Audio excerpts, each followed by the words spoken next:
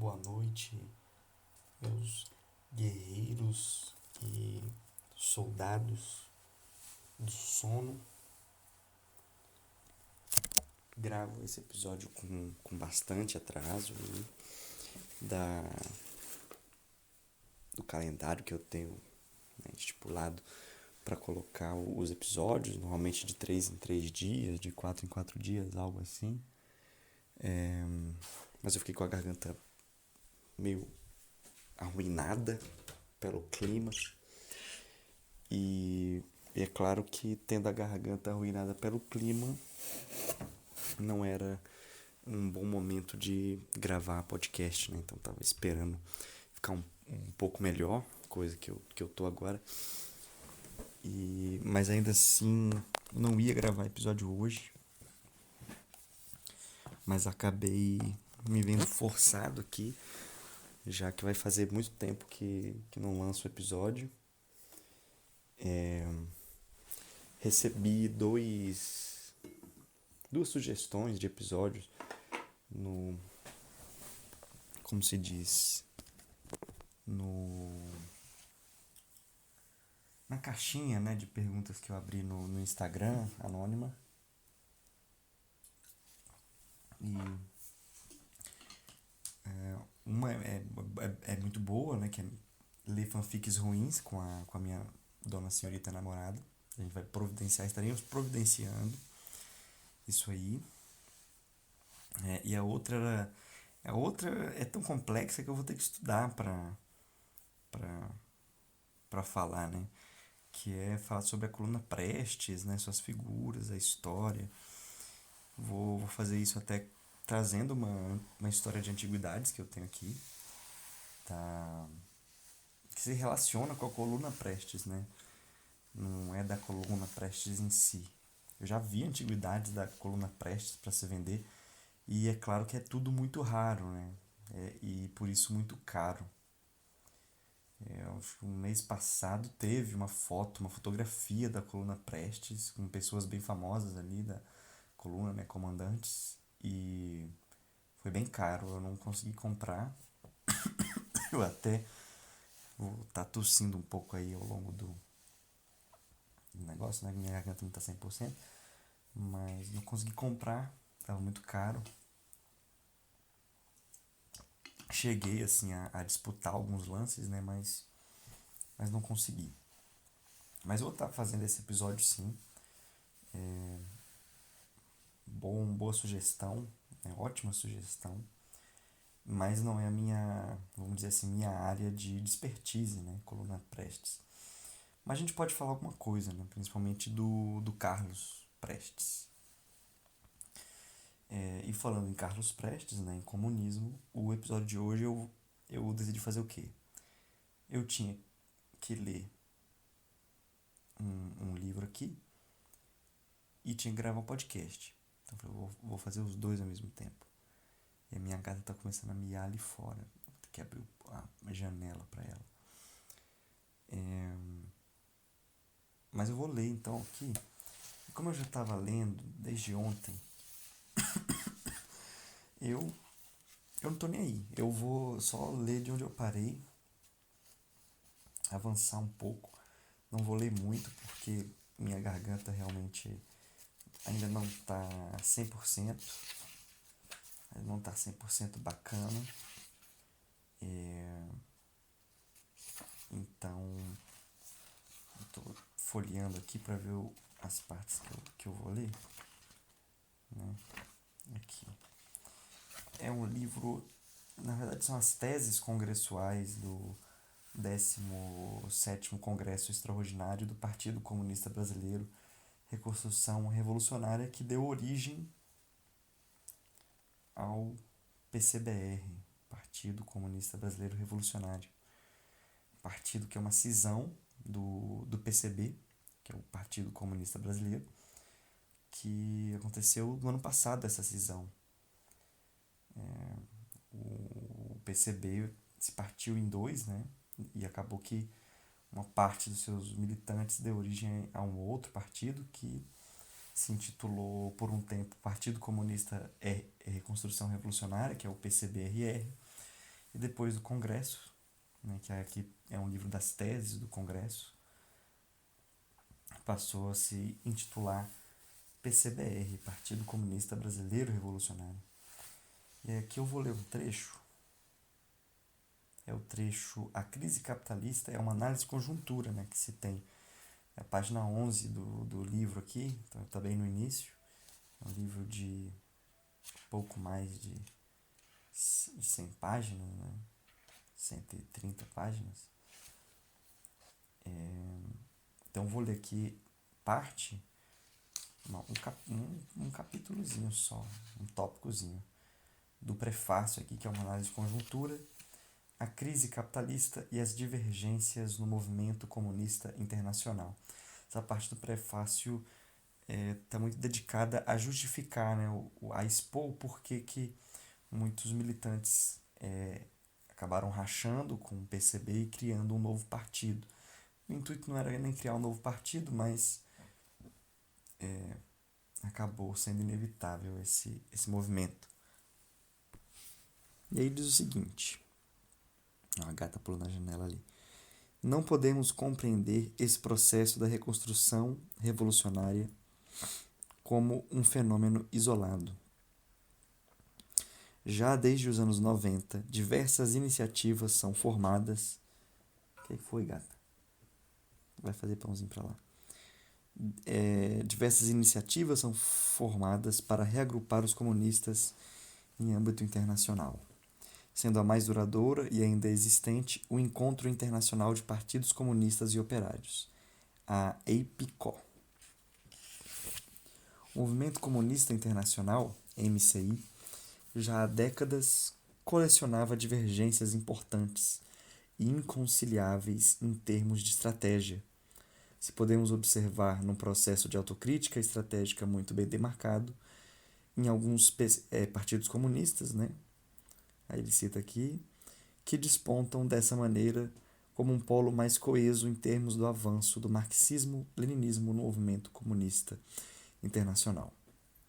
Temos, ao mesmo tempo, partidos comunistas que abertamente apresentam perspectivas reformistas, como o Partido Comunista Português, o PCdoB, aqui no Brasil, e o Partido Comunista da Federação Russa, para alcançar o socialismo ou nem isso em seus países. Então, uma crítica aqui dos partidos comunistas que têm perspectivas reformistas, não revolucionárias, que buscam supostamente alcançar o socialismo ou nem isso. Caramba, a garganta vai embora. Não vou cortar não, vai ficar aí.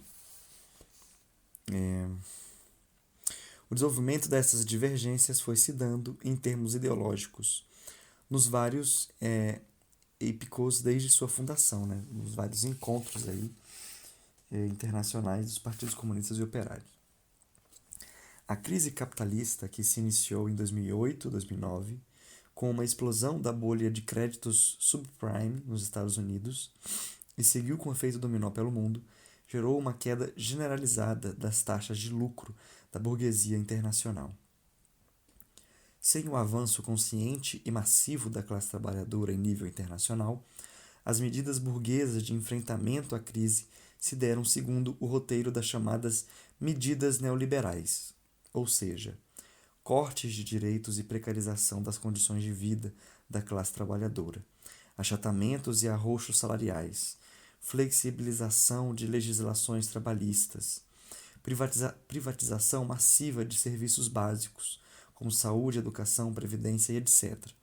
Em suma, medidas que visavam a aumentar a exploração do proletariado global, como forma de retomar as taxas de lucro reduzidas com a crise. A expressão político-eleitoral desse processo foi o ascenso rápido de figuras da extrema-direita em diversos países. Ficava cada vez mais claro que, para aplicação sem contestação, era preciso passar para uma política de repressão política aberta dos trabalhadores, que lutavam em defesa dos seus interesses de classe. Os setores da burguesia que estavam menos diretamente dispostos a fechamento de regime e apostavam em novos ciclos de conciliação de classes, foram progressivamente perdendo espaço, alguns de maneira irreversível. Um momento como esse, de retrocesso nos direitos e condições de vida da classe trabalhadora, produzidos por uma imensa e direcionada repressão de Estado, produziu um cenário novo de diferenciação política. Cada vez mais as pressões pequeno-burguesas que se manifestavam nas estratégias rebaixadas de alguns partidos comunistas opunham a esse avanço da extrema-direita e de forças neofascistas e neonazistas uma defesa da democracia burguesa, retomando as mesmas justificativas para o giro estratégico das frentes populares nos anos 30 e 40. Essa diferenciação expressava também diferentes abordagens teóricas em relação ao marxismo-leninismo, a visão sobre o imperialismo e as posições dos países na cadeia imperialista, a questão do Estado e da participação dos comunistas nos governos burgueses, o papel dos comunistas frente às forças liberais do movimento de trabalhadores, dos trabalhadores, como social-democratas, reformistas, entre outras. Esse processo intensificou imensamente as divergências também no seio de alguns partidos. O primeiro caso de maior expressão foi a cisão do Partido Comunista dos Povos da Espanha, o PCPE, em 2017, dando origem ao Partido Comunista dos Trabalhadores da Espanha, esse último identificado claramente com uma visão marxista-leninista e com uma estratégia socialista de tomada do poder pelo proletariado. Mas também foram notáveis o fim do Pacto de Unidade de Ação, em 2020, entre a Frente da Juventude Comunista e o Partido Comunista, na Itália, resultando na criação da Frente Comunista. A desfiliação do movimento de juventude Connolly do Partido Comunista da Irlanda, em 2021.